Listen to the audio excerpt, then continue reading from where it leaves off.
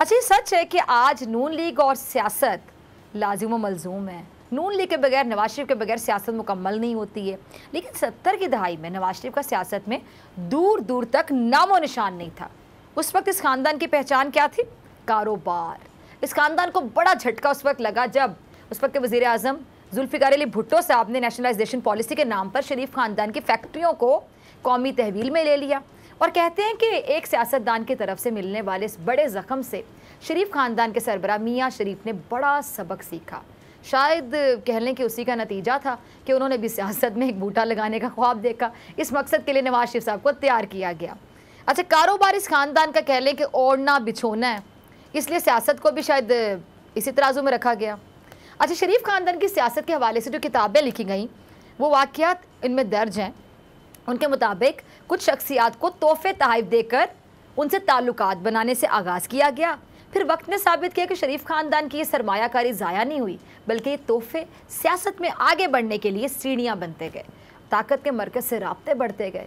और ये जो पीपल्स पार्टी नून लीग को ताना देती है ना कि जी उनके कायद की सियासी परवरिश ज़ियाउल हक साहब की नर्सरी में हुई, ये उसी दौर की तरफ इशारा है। बेसिकली ये जो तोहफे थे ना, तोहफे तहफ़, ये सियासत में आगे बढ़ने के लिए नवाज शरीफ साहब के लिए कह लें कि सीढ़ियाँ साबित होते गए, जिन पर मियाँ साहब ने कदम रखा तो फिर आगे ही आगे बढ़ते चले गए, फिर पीछे मुड़कर नहीं देखा। सियासत और तिजारत में कह लें कि ऐसी बरकत पड़ी कि दिन दुगनी रात चुगनी वाली मिसाल भी छोटी पड़ जाए। अच्छा, ज़िया दौर में नवाज शरीफ साहब पहली मरतबा वज़ीर ख़जाना पंजाब बने, जिसके बाद उन्होंने खूब आप कह लें कि परपुर्जे निकाले, ताल्लुकात से कैसे कब कितना फ़ायदा उठाना है। कहा जाता है कि यहीं से सीखा, यहीं से। अच्छा, वज़ीर ख़जाना के बाद नवाज शरीफ साहब ने अगली छलांग 1985 में वज़ीर आला की कुर्सी पर लगाई। अच्छा, फिर 1988 में मार्शल लॉ के इख्तिताम पर वो दोबारा वज़ीर आला पंजाब बन गए। ज़ियाउल हक के बाद उन्होंने अपना सियासी और कारोबारी कह लें कि हुनर आजमाया, और मुस्लिम लीग तकसीम हुई तो नज़रियाती कहलाने वाले पीछे रह गए, और पाकिस्तान मुस्लिम लीग का जो कंट्रोल है वो नवाज शरीफ साहब ने संभाल लिया, जो बाद में नून लीग बन गई। अच्छा, नवाज शरीफ साहब भी थे जिन्होंने सियासत को छांगा मांगा जैसी सियासत से रूशनास कराया। 1990 में नून लीग के कायद ने कुछ हलकों की मदद से बनाए गए इस्लामी जमहूरी इत्तेहाद के सरबराह की हैसियत से आम इंतखाबात की मुहिम चलाई और पहली बार मुल्क के वज़ीर आज़म बन गए। फिर उसके बाद आप जानते हैं कि 90 की दहाई इक़्तिदार की म्यूज़िकल चेयर कहलाई। पीपल्स पार्टी और मुस्लिम लीग नून की हुकूमत आती रही और जाती रही, और इसके बाद नवाज शरीफ साहब की गलतियों की बदौलत कह लें कि मुशर्रफ इक़्तिदार में कैसे आए, ये भी आपके सामने है।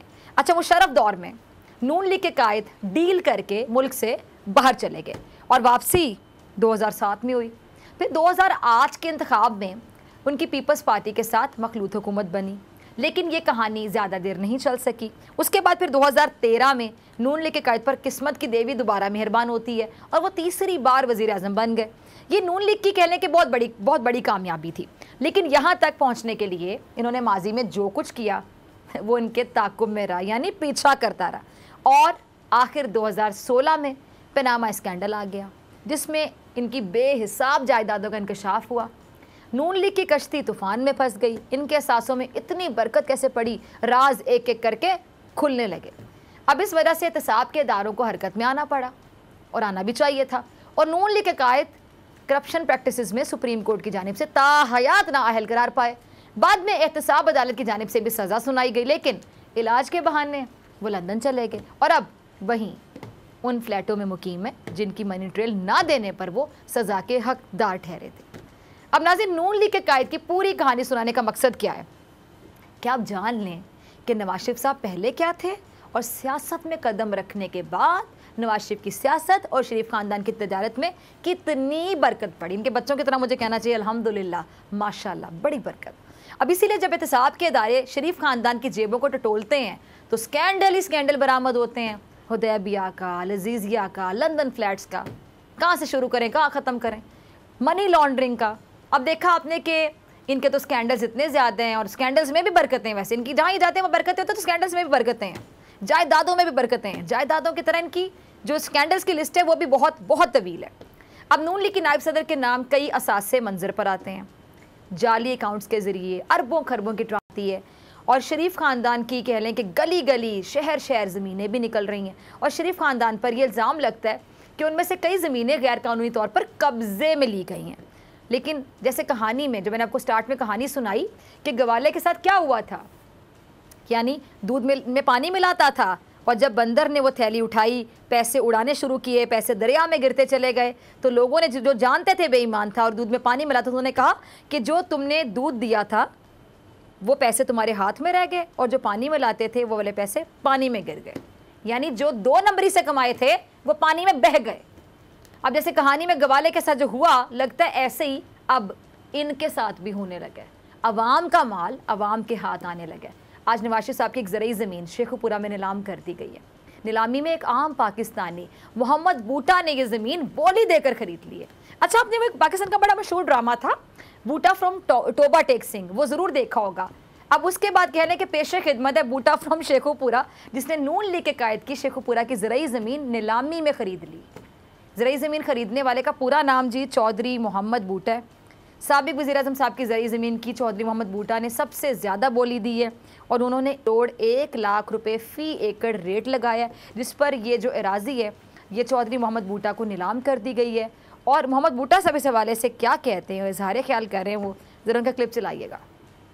हाँ, शोहरत की वजह ना खरीदी ना नफरत की वजह ना, जमीन जी है इनका पता लगा सी नीलाम हो रही है, खबर चली सी, असी जाके सलाह करके अपने दोस्तां ने ते सारिਆਂ ने मशवरा करके ते सब तो वड्डी अदालत मेरे रब दी, डरना तो रब कोलों आ जी, बंदे किसी को की डरना है जी। ईमानी कुरानी मैं पार्टी नाल नहीं, साडे पिंडां दी आपस दे विच सियासत हुंदी ते वोट मैं वैसे नून लीग नूं पाया सी। ऐसी गल है, वोट फिर भी नून लीग नूं जी। तो देखा आपने, सियासत को कारोबार बनाकर जो बूटे लगाए जाए ना, फिर उनकी किस्मत में ऐसे नीलामी होती है जैसे नवाज शरीफ साहब की ज़रूरी ज़मीन की नीलामी हुई है। देखा आपने, इसलिए अब कहा जा सकता है, अब कहा जा सकता है कि अवाम का माल अवाम को वापस मिलने लगा, जिसका पहले कोई तसव्वुर भी नहीं कर सकता था। और बहरहाल इसका क्रेडिट आप तब्दीली सरकार को दें, खुशी से दें, भारी दिल से दें, लेकिन यहाँ बनता है कि तब्दीली सरकार को इस चीज़ का क्रेडिट जाता है, इमरान खान साहब को जाता है क्रेडिट। वरना आप बताएं, पहले क्या मुमकिन था ये कि साबिक हुक्मरानों की ज़मीन नीलाम हो, इन लोगों की ज़मीन नीलाम हो? कोई सोच भी सकता था? और यहाँ पे एक इंटरेस्टिंग बात क्या है, दिलचस्प बात, कि नीलामी के दौरान इस ज़मीन के 6 दावेदार भी सामने आ गए। 6 दावेदार, उन दावेदारों ने खुद को ज़रूरी ज़मीन का विरासती मालिक जाहिर किया। ये लोग नवाज शरीफ साहब के बेनामीदार भी हो सकते हैं, या फिर ये भी कह सकते हैं, ये भी मुमकिन है कि जी चोरों को मोर पड़ने वाला मामला हो, यानी लूट का माल है, लूट लो। लेकिन कानून ऐसा कब होने देगा? मोहम्मद बूटा नीलामी के इस इक़दाम से बहुत खुश हैं और उनका क्या कहना है कि अगर मुल्क में कोई अच्छा काम होने लगा है तो सबको इसमें हिस्सा लेना चाहिए। अच्छा, ये बोल न्यूज़ के प्रोग्राम में ये हमने जो क्लिप भी चलाया था अभी, उसमें एक सवाल का जवाब देते हुए उन्होंने क्या बताया कि उन्हें ना नून लीग के कायद से नफरत की वजह से उन्होंने ज़मीन खरीदी है और ना ही उनका मकसद है कि शोहरत पाने के लिए भी नहीं खरीदी। एक ज़मीन नीलाम हो रही थी, बस उन्होंने उसमें हिस्सा लेकर ख़रीदना चाहा। हाँ, मोहम्मद बूटा साहब ने ये इतराफ़ ज़रूर किया है कि उन्होंने वोट नून लीग को दिया था। अब ये ज़रा हैरत वाली बात है, वोट उन्हें नून लीग को दिया था, नहीं कमाल नहीं हो गया? ज़रा सोचें कि वोट नून लीग को दिया था और अब ये जो ज़मीन है जब नीलामी हुई है तो नून लीग के वोटर ने खरीदा। ज़रा गौर कीजिएगा इस बात पे। यानी कह सकते हैं कि ये वही पत्ते हवा देने लगे जिन पे तकिया था, ये वाला मामला बन गया। लेकिन ये बात खुश आइंद है यहाँ पे कि अब आम पाकिस्तानी को भी समझ आ चुकी है कि बड़े लोग भी कानून के ताबे आने लगे हैं। पहले वज़ीर-ए-आज़म साहब ने बड़े बड़े प्रोटोकॉल में इस्तेमाल होने वाली जो गाड़ियाँ हैं वो नीलाम करके तारीखी मिसाल रकम की, फिर वज़ीर-ए-आज़म हाउस की भैंसों को भी नीलाम किया गया और अब बड़ी बड़ी शख्सियात की जायदादें नीलाम होने का सिलसिला शुरू हो गया है। ये जो एक एक मेरे ख्याल से एक एक करके हम कहें कि बड़ी बड़ी तब्दीली है, बहुत बड़ी तब्दीली है तो गलत नहीं होगा, और ये तब्दीली है, ये एक्चुअली तब्दीली है। अच्छा, यहाँ मोहम्मद बूटा साहब ने एक और बात की, ज़रा गौर कीजिए। क्या कहते हैं कि उसने ये जो ज़मीन है ना हक हलाल के पैसों से खरीदी है और अब वो इस ज़मीन को कारामद बनाएगा। अब मुस्लिम लीग नून को तो इस बात का बहुत दुख हो रहा होगा। लंदन में बैठे साबिक वज़ीर-ए-आज़म साहब भी सदमे में होंगे, बहुत दुखी होंगे। वो पहले बीमार बंद है, ऊपर से और दुखी, सदमा। लेकिन अब ये सिलसिला शुरू हो गया और ऐन मुमकिन है कि शरीफ ख़ानदान की जो मज़ीद जायदादें वो भी नीलाम हो, चाहे किसी को कितना भी सदमा हो, कितना दुख हो। और शरीफ ख़ानदान की जायदादों की नीलामी के जो मज़ीद आफ्टर शॉक्स हैं ना, वो इनको बर्दाश्त अब करने पड़ेंगे। अच्छा, मुस्लिम लीग नून की जो नायब सदर साहब हैं इनके इस बयान का बहुत चर्चा हुआ था ना कि मेरी लंदन तो क्या पाकिस्तान में भी कोई जायदाद नहीं है, लेकिन अब ये जो जायदादें सामने आ रही हैं इस पर क्या कहेंगी? मैं तो ये समझती हूँ कि जायदादें शायद इतनी हैं, हो सकता है कि इनको वाकई ना पता हो कि इनकी कहाँ कहाँ जायदाद है, क्योंकि जब इतनी ज़्यादा होंगी तो शायद इनको खुद भी ना पता हो कि कहाँ कहाँ हमने जायदादें बनाई हुई हैं। और हुकूमत के मुताबिक तो शरीफ ख़ानदान के रायविंड महल की ज़मीन भी गैर कानूनी है, लेकिन नून लीग इल्ज़ाम लगाती रही कि हुकूमत रायविंड ज़मीन के रिकॉर्ड में हेरा फेरी करके शरीफ ख़ानदान के घर को गिराना चाहती है। अब ये जो मामला है ना, यकीनन नून लीग की परेशानी की बात है, नून लीग के लिए बहुत बड़ी बात है, लेकिन एक परेशानी इससे भी बड़ी है, इससे भी बढ़कर है। वो क्या है? इसका जिक्र वज़ीर दाखिला शेख रशीद साहब अपने एक बयान में कर चुके हैं। वो क्या परेशानी है, ज़रा क्लिप सुनिएगा, बाकी मैं समझाती हूँ। सब कहते हैं कि शरीफ ख़ानदान मफरूर है, ये लोग भागने वालों में से हैं, ये कानून का सामना करने की हिम्मत नहीं रखते हैं। और शेख रशीद साहब ये भी एतराफ़ कर रहे हैं कि वो भी उन लोगों में शामिल थे जिन्होंने ये कहा था कि नून लीग के कायद को बाहर जाने दें, क्योंकि शेख साहब कहते हैं कि नून लीग के कायद की सेहत के हवाले से जो रिपोर्ट्स देखी मैंने, इसी को देखते हुए वज़ीर आज़म को कहा था कि इन्हें बाहर जाने दें, और अब उन्होंने शहबाज शरीफ का नाम ECL में डालकर अपनी गलती का इजाला कर दिया। अब साथ ही उन्होंने हुदैबिया केस आने वाले 2 से 3 हफ्तों में दायर करने की बात करके यकीनी तौर पे नून लीग पर कह लें कि एक और एटम बॉम्ब गिरा दी है। अब कहते हैं कि जो हुदैबिया मिल जो केस है करप्शन की माँ है, सबसे बड़ा केस है जिसे नवाज शरीफ साहब ने अपना असर और रसूख इस्तेमाल करके बंद करवा दिया था। अच्छा, ये केस उस वक्त बंद हुआ था जब नवाज शरीफ साहब प्राइम मिनिस्टर थे, वज़ीर आज़म थे। अच्छा, शेख साहब ने हुदैबिया केस को पनामा केस से भी बड़ा केस कहा था, और फवाद चौधरी साहब ने भी याद करवाती चलो क्या कहा था कि हुदैबिया का जो मुकदमा है शरीफ ख़ानदान की करप्शन का सबसे अहम सिर है। इस मुकदमे में शहबाज शरीफ और नवाज शरीफ मरकज़ी मुलजिम की हैसियत रखते हैं। जो तरीका हुदैबिया में पैसे बाहर भेजने के लिए इस्तेमाल हुआ था, उसी तरीके को बाद में हर केस में अपनाया गया। और शहजाद अकबर साहब क्या कहते थे, उनके बकौल, उनका भी ज़रा आपको याद करवा दो। वो कहते हैं कि जो नए शवाहिद हैं ना, उनको देखते हुए तहकीकात हों तो शरीफ ख़ानदान इस केस में किसी भी सूरत अपनी जान नहीं बचा सकता, यानी इतना स्ट्रॉन्ग केस है।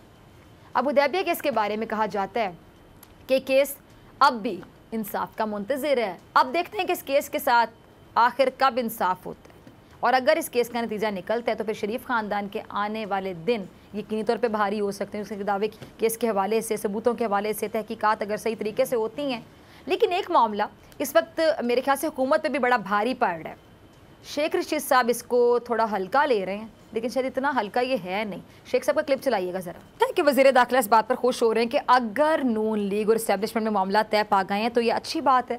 और शेख रशीद साहब नून लीग को ये भी कह रहे हैं कि वो हमसे भी सुलह कर ले।